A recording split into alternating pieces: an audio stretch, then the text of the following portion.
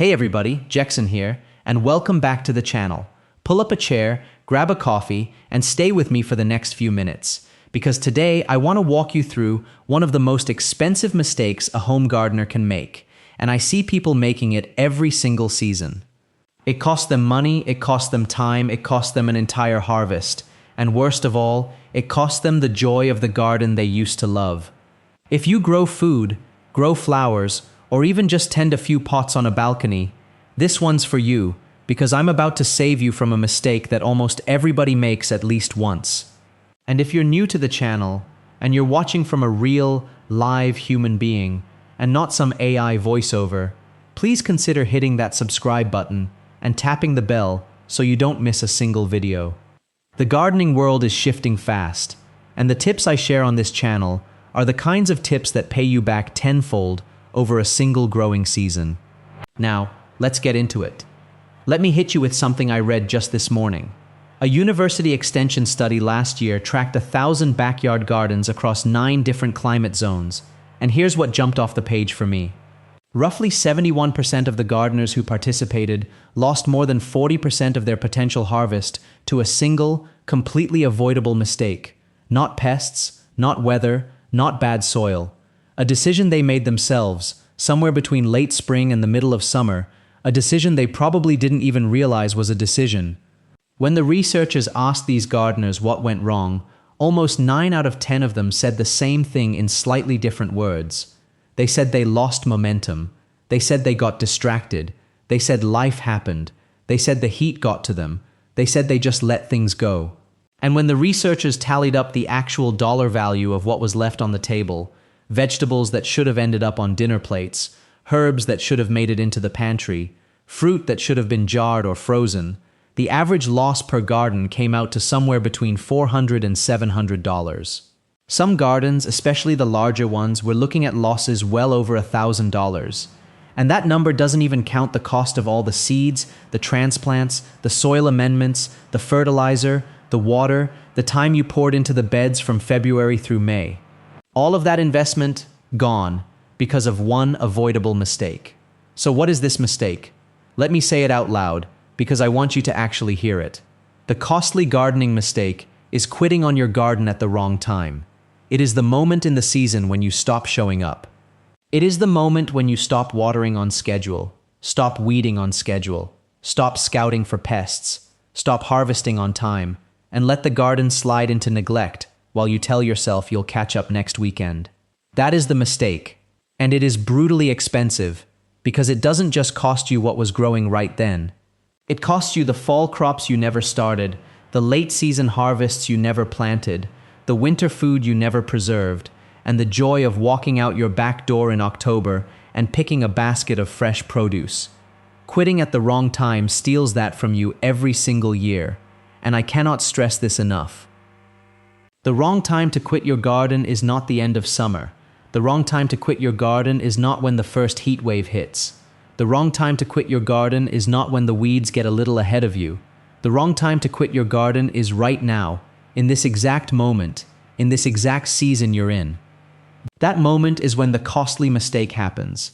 That moment is when the $400 to $700 evaporates. Let me explain why this is such a trap, because once you see the pattern, you cannot unsee it, and it will change how you garden for the rest of your life. Here's how the trap works. We do this incredible work in the off-season. We sit at the kitchen table in January and February, ordering seeds, sketching out garden layouts, planning our rotations, picking our varieties. We start our seedlings under lights in March. We harden them off in April. We transplant them out in May. We water, we weed, we fertilize, we fuss. We tell our neighbors about the garden. We post pictures. We are excited. We are engaged. We are doing the work. And for the first 6 to 10 weeks of the growing season, the garden rewards us generously. We get beautiful lettuce. We get radishes. We get our first tomatoes. We get our first peppers. We get zucchini coming out of our ears. It feels incredible. We are out in the garden every single day, sometimes twice a day, and we love every minute of it. Then something happens. It's always something, and it is always a combination of things, not just one thing. The kids finish school, and the routine of the household changes overnight. We book a summer vacation, and the garden has to hold the fort for a week or two. The 4th of July comes, and we are entertaining, traveling, hosting, cooking, and the garden does not get watered on schedule. A heat wave rolls through, and the work of keeping plants alive in 95-degree weather becomes miserable, physically miserable, and we tell ourselves we'll do it tomorrow. Tomorrow becomes next week. Next week becomes the middle of August. And then one morning we walk out to the garden, we see bolting lettuce, we see cracked tomatoes, we see powdery mildew on the squash, we see aphids colonizing the peppers, and we feel that sinking feeling in our chest. The garden is not dead yet, but it is on its way, and we make a quiet decision. We decide to harvest what we can. We decide to let the rest of it go. We decide we are burnt out. We decide we will do better next year. And that, my friends, is the costly gardening mistake. It is not the heat wave. It is not the vacation. It is not the busy schedule. Those things happen to every gardener on earth. The mistake is the moment we hand the garden over to those external pressures instead of pushing through them. And let me be very clear, I am not judging anybody for this, because I have done it. I have made this exact mistake in past seasons, more than once, and I paid the price every single time. I paid it in lost harvest. I paid it in wasted seed money. I paid it in the disappointed feeling of walking past empty beds in October when I could have been picking fresh greens. I paid it in the seasonal sadness that comes when the garden goes quiet and there's nothing to tend. So if you've done this, you are not alone. You are in excellent company. Almost every gardener I know has done this. But the good news is, once you see the trap, you can refuse to step into it. And on today's video, I'm going to give you a simple, no excuses framework to make sure you never make this costly mistake again. Now I want to pause here and ask you a quick favor. If you are watching this channel right now, and you are a real human being and not a bot, please consider hitting the like button on this video and leaving me a comment below telling me what part of the season you tend to fall apart in. I read every single comment, and your comments genuinely shape the videos I make next. YouTube has shifted how it shows long-form videos to viewers this year, and for independent creators like me, every like, every comment, every share makes a real, measurable difference in how this content reaches new gardeners. So if you have 30 seconds, I would genuinely appreciate it. Now let me get back to the framework, because this is where the money is. The framework has 3 parts, and they are all small. They are all light effort. They are all designed for the exact moment you are most likely to feel like quitting. I call them the 3 C's, and I want you to remember them. The first C is commit to one small task a day. The second C is catch the bounce back window. The third C is choose the perennial mindset. Let's go through each one in detail, because these 3 C's are the difference between a $400 loss and a $1,000 harvest. Commit to one small task a day. This sounds almost insultingly simple, but I cannot exaggerate how powerful it is. When the garden feels overwhelming, when the weeds are out of control, when the pests are moving in, when the heat is brutal, the temptation is to imagine that you have to fix everything right now. The garden whispers to you, you have missed 2 weeks, so the only way back is 2 weeks of back-breaking catch-up work. That is a lie the garden tells you, and it is the lie that pushes you into the quit. The truth is, the garden only needs one small task from you per day to keep moving forward. One small task, that is it. Today's small task might be walking the beds for 10 minutes and pulling the 5 worst weeds. Tomorrow's small task might be deadheading the zinnias for 5 minutes. The next day's small task might be checking the tomatoes for hornworms while you sip your morning coffee. The next day's small task might be harvesting the cucumbers before they get baseball bat sized. The size of the task does not matter. What matters is the streak. What matters is showing up. Because the moment you skip one day, skipping the next day gets easier. And the moment you skip a week, you are on the fast track to the $400 loss I mentioned earlier. But the moment you commit to one small task a day, even on the days you do not feel like it, even on the days when the heat index is 105, you stay in relationship with the garden. And that relationship is the engine that pulls you through the rough parts of the season. So put it on your calendar if you have to. Set a phone reminder. Tie it to a habit you already have, like your morning coffee or your evening walk. But commit to one small task a day and watch what happens to your harvest by October. Catch the bounce back window. This is the second C, and it is the easiest one to overlook because it sits in plain sight and most gardeners walk right past it. The bounce back window is the 2 to 3 week stretch after the worst heat wave of the year passes. Depending on where you live, it usually lands somewhere between mid-August and mid-September. The temperatures drop, the humidity drops, the sun is no longer directly overhead, the mornings get cooler, the evenings come earlier, and suddenly, the garden comes back to life, like it has been waiting for it. The tomato plants push out a flush of new blossoms. The pepper plants load up with fruit again. The squash plants throw out fresh vines. The lettuce seeds you might have direct sown 2 weeks earlier start to head up. The radishes you planted in late summer come on fast.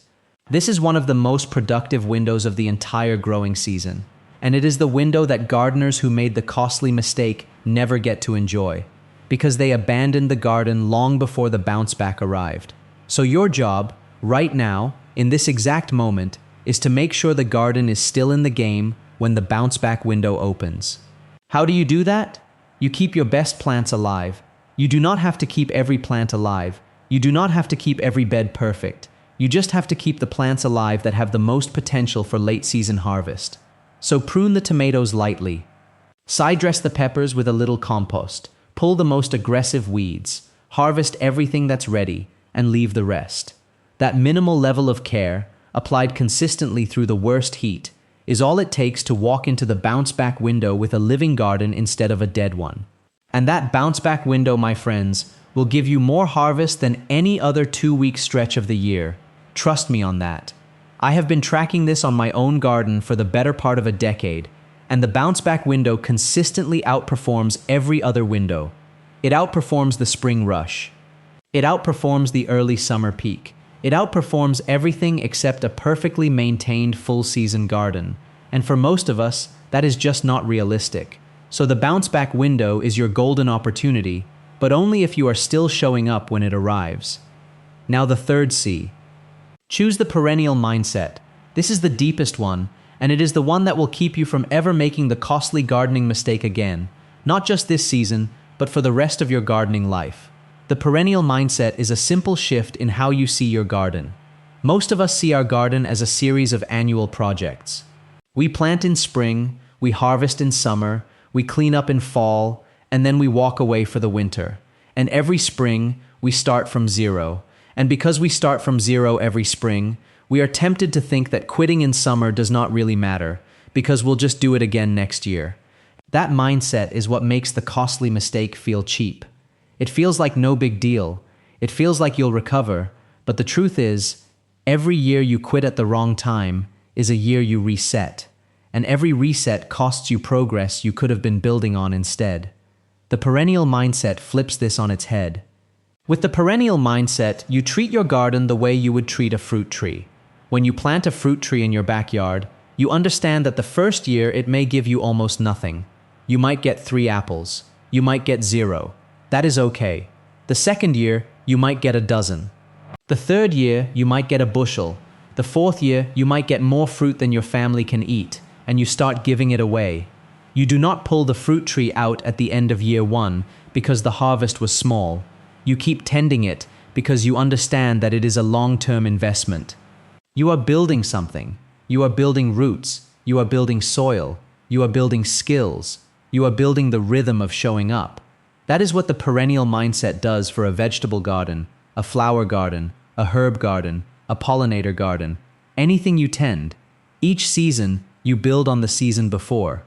The compost you turned in last fall feeds this summer's harvest. The mulch you laid last summer suppresses this year's weeds. The soil you tested last winter tells you exactly what amendments this spring needs. The seeds you saved last fall germinate faster because they are already adapted to your microclimate.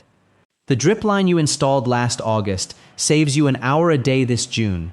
The shade cloth you rigged last July keeps the lettuce from bolting this May. Every act of showing up compounds, and every act of quitting resets the compounding back to 0. That is the math of it. That is why the costly mistake is so costly. It is not just one bad season. It is years of compounding progress, evaporated because of a few weeks of neglect in the middle of summer. So here's the question I want you to sit with for a second. Why are most gardeners programmed to quit at the exact moment when the garden needs them the most? Why do we walk away in July and August when most of the late season crops are just getting started? Why do we walk away when the soil is warmest and the seed germination is fastest? Why do we walk away when the pest pressure is dropping because the pest life cycles are wrapping up? It does not make sense, and yet we do it over and over, year after year, garden after garden.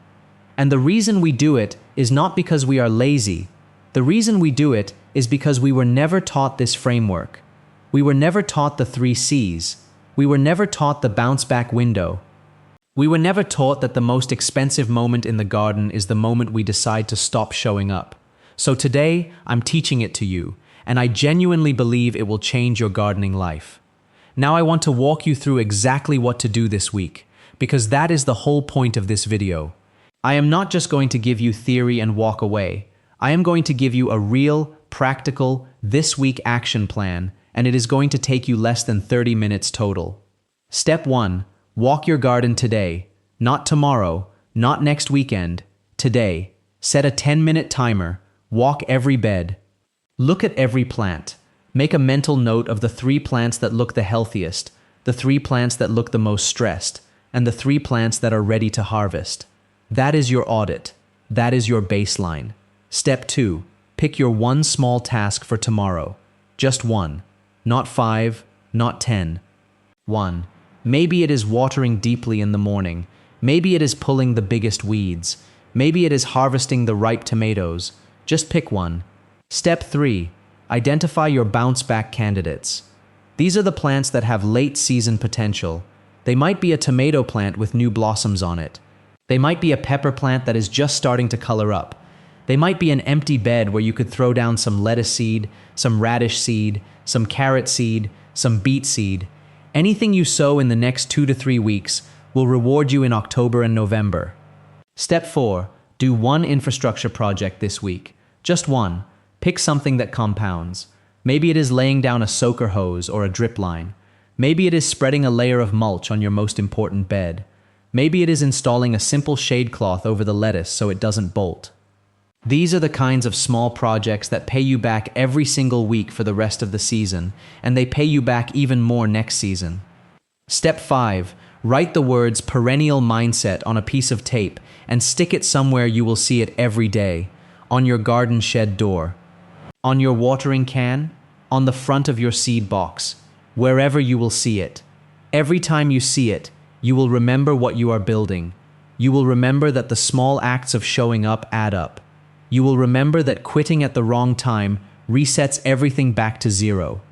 Step 6. Come back here next week and tell me how it went. Leave a comment, send me a message. I read all of them, and I want to hear about your bounce-back window. I want to hear about the late season harvest you pulled in because you refused to quit.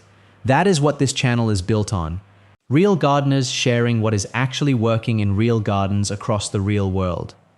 I want to tell you one last thing before I wrap this up. And it is something I have been thinking about a lot lately. Gardening is one of the few activities left in our modern world that is genuinely intergenerational.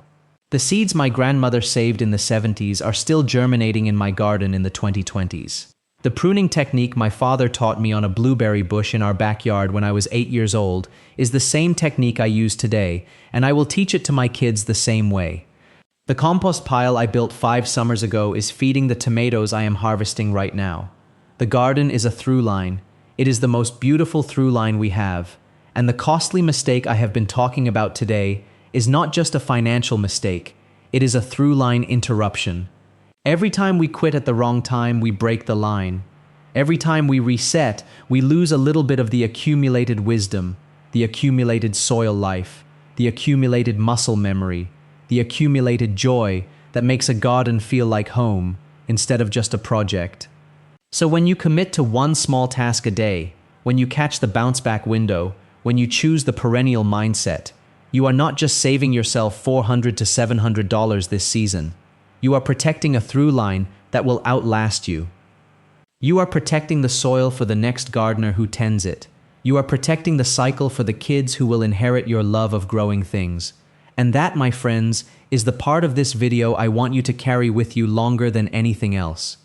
All right, that is it for today's video.